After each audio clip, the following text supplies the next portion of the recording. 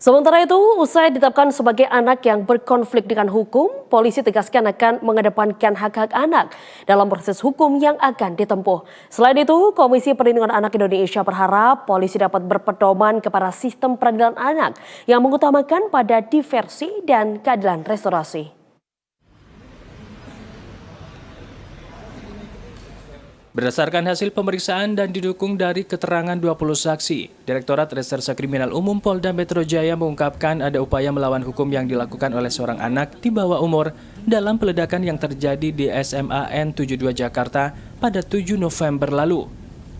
Direktur Reserse Kriminal Umum Polda Metro Jaya Kombes Pol Iman Imanuddin mengatakan bahwa pihaknya akan mengutamakan pelaku dalam mendapatkan hak-haknya sebagai anak dengan berpedoman sistem peradilan anak dan Undang-Undang Perlindungan Anak guna menentukan proses hukum yang akan dilakukan.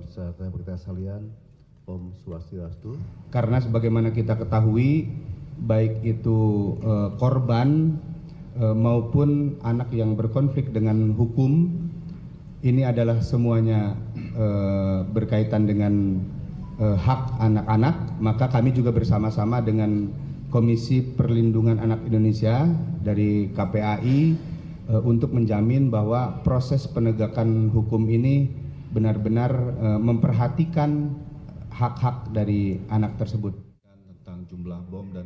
Senada dengan hal tersebut, Ketua Komisi Perlindungan Anak Margaret Aliatul Maiboda berharap polisi dapat memperlakukan ABH dengan baik mengingat statusnya sebagai anak.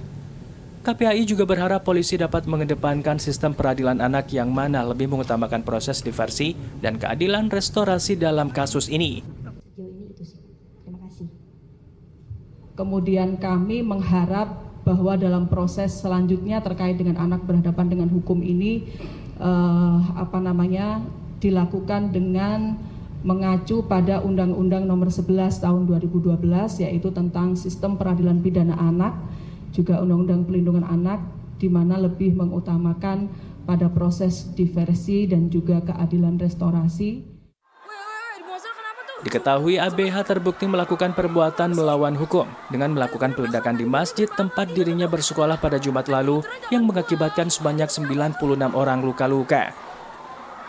ABH terbukti membawa 7 buah bom rakitan dengan 2 metode peledakan yakni dengan remote dan sumbu. Sebanyak 4 bom berhasil meledak dan 3 bom lainnya masih berstatus aktif dan berhasil diamankan oleh tim gegana.